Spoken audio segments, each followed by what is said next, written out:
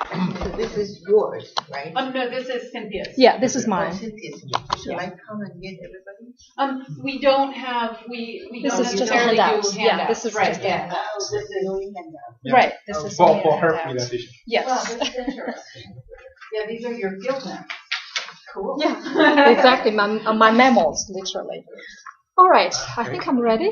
Thank you.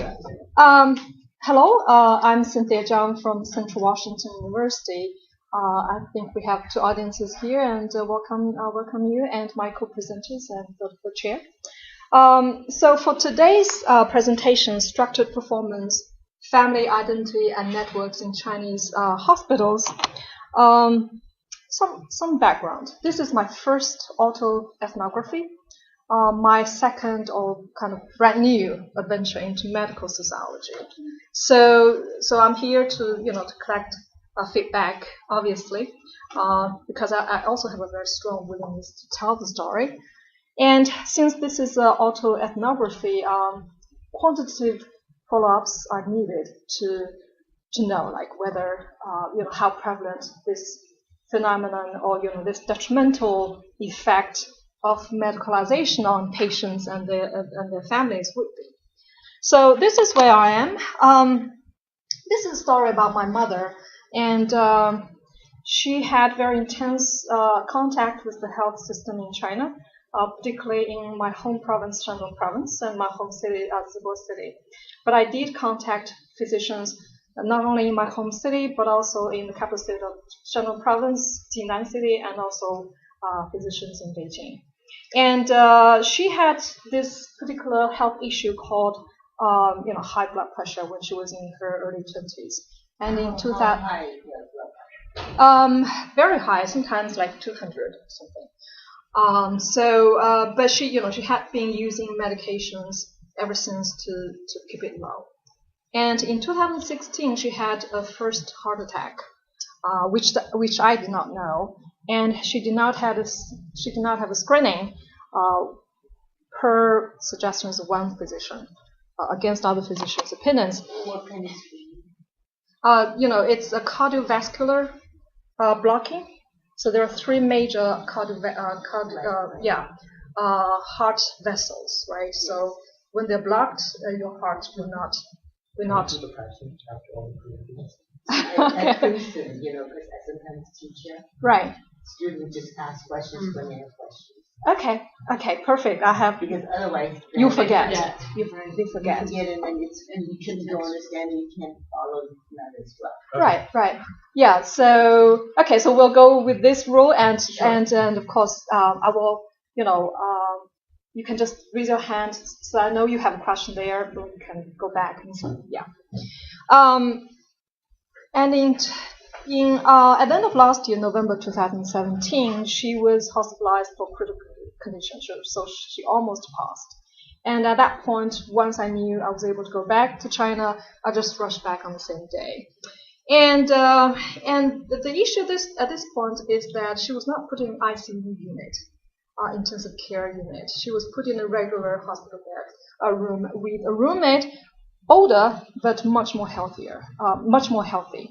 And so we had to ask her to leave the hospital when her roommate began to have symptoms of the flu. But it was too late. So the flu just circulated among my family, including my mother. So after 2 weeks of being home, she was rushed to hospital for a second critical condition. And she stayed in the emergency room for 4 days, where she was hospitalized because she had lung infection, which was a big trigger for heart attack. But then she got stomach bleeding as a result of medication prescribed by physicians in the emergency room. So only after we moved her from the emergency room to a regular hospital room were we notified that she was also having stomach bleeding, which means that she could not eat or drink. She cannot build her immune system. And so she almost passed for a second time just a couple of days after she was moved to this regular bed hospital room. And she miraculously recovered from both, from heart attack symptoms as well as lung infection and stomach bleeding, and she left hospital in early January, 1 week after I came back to the U.S. for my school, and she enjoyed very good health from early January to March 12th, when my grandmother passed away. So like for heart attack patients, this is a big trigger. Emotion disruption is a big trigger. So she began to experience minor symptoms, very minor, even compared with the time she was in hospital before November 2017. And so for preventative care, my family sent her to hospital. And within just 2 hours after the infection began, she just sank into coma and died. So she was 73. I think, so she's like literally, like my grandmother was my mother's mother, my maternal grandmother. So my question from this personal story for this research is, how did patients' contact with hospitals and medicalization impact their health? Sometimes for the worse, right? In the case of my mother, it's for the worse. And for this research, this is my goal. I try to connect 3 components, right? The social relations, the social structure, social relations between physicians and patients family, and social relations between patients' family and their roommates' family, and social relations defined by the state and the local level hospitals. Culture, I approach culture from the perspective of identity theory, how people see themselves, right? And for identity theory in particular, they believe that the kind of social relations we have would impact how you see yourselves. And I also try to incorporate institutions into this. As I mentioned, institutions are very, very important in impacting people's human relations, right? Their social relations. Who are defined as the people to take care of their, the sick in China. So who are in charge of defining in this space, these are the people here, and you have to interact as a result. And specifically for the theoretical framework, I kind of like mentioned that a little bit. I use these paradigms and concepts. The first one is medicalization, and the second one is identity theory, and the third one is social network analysis to analyze social relations. For medicalization, I specifically borrow Simmons' definition because I believe this definition really depicts, or really has all the components this research is trying to describe and research and convey. As you can see, this is the process where the authorities at the national level, the national government, the local level, the hospitals, the management of the hospital, the physicians, would organize, define, structure patients' life and their family's life. And for identity theory, specifically, it defines identity as meanings attached to social network positions. If you're in a family, for example, your mother, then what do you do, right? And then, so the most important concept would be students. So there's a connection between how you feel about yourself and how you're going to act upon this feeling about yourself, right? As a family member, I feel like I'm defined as a family member to take care of my mother, so I'm going to do that. And so this kind of perspective, this is the structural perspective or branch in identity theory. It's really stressing how the social relation, the social structure would impact people's identity and behavior. Another part of the identity theory I borrow is the perceptual branch of identity theory, which is literally, which is very important because how I define myself as a family member, different people have different meanings of being a family member, would have behavioral consequences. For example, in this given situation, if I believe that my identity as Chinese or family or whatever is different from my ideal self, I would act upon this difference. There would be behavioral consequence on that, right? So gender would be the same. If a more feminine or masculine or less feminine, masculine in a given situation according to your own standard, you would act upon this difference to correct the mistake, the discrepancy between the two. And social network, there are a lot of social psychological processes that are incorporated into the concepts of social network analysis. For this one, I'm using proximity. So that is the idea that we are going to be more likely to develop social relations if we are in the same space, physical space, right? For example, but at the same time, for me, I was also paying attention to the content of the relations. It's not only that we're in the same space, it's also whether the relations are positive or negative. In this context of hospitals and healthcare, there are a lot of positive networks, like, among family members, taking care of one patient.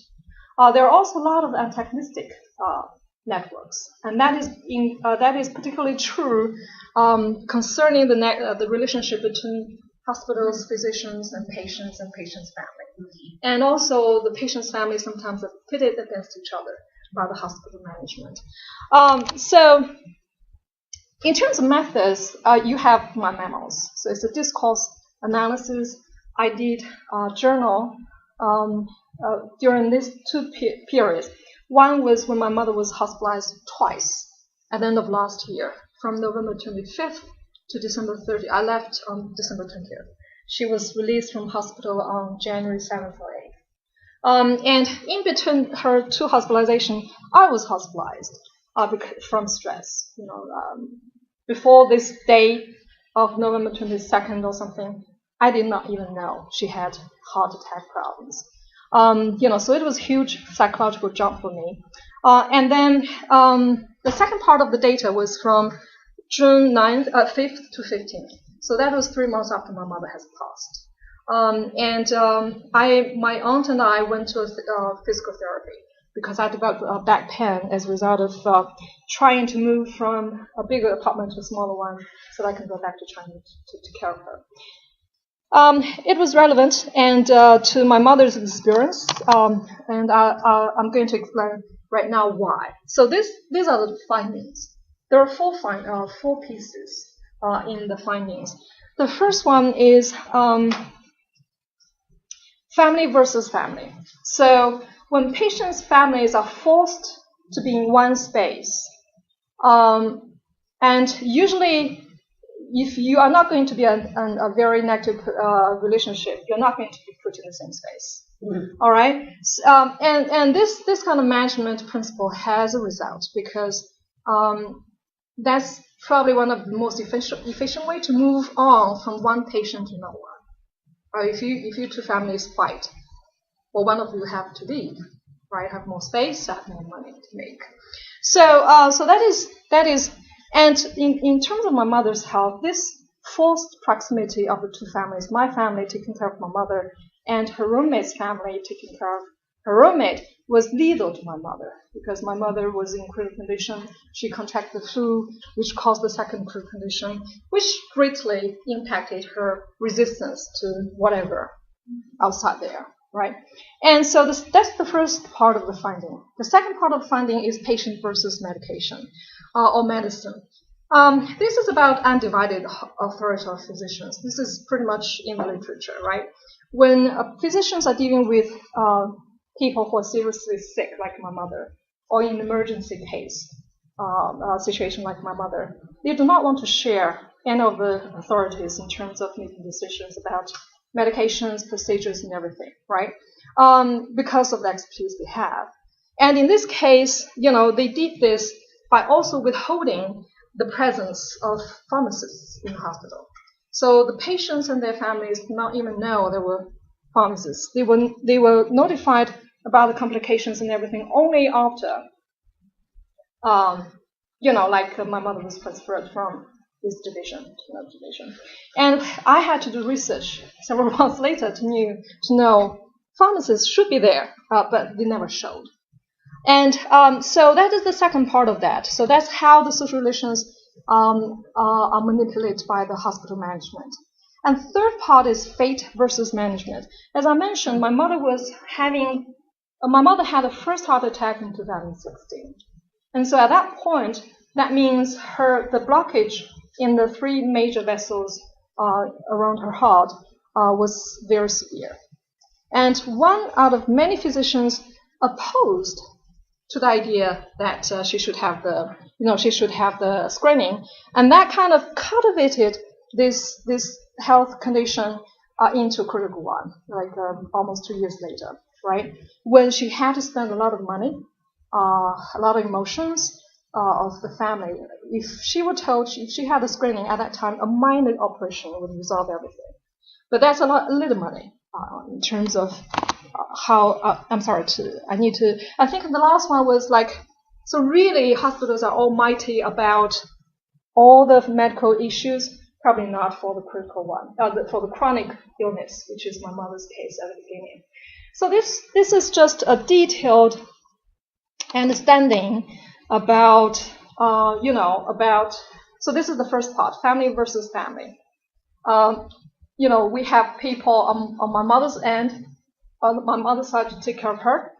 And these are the people that are taking care of my mother. And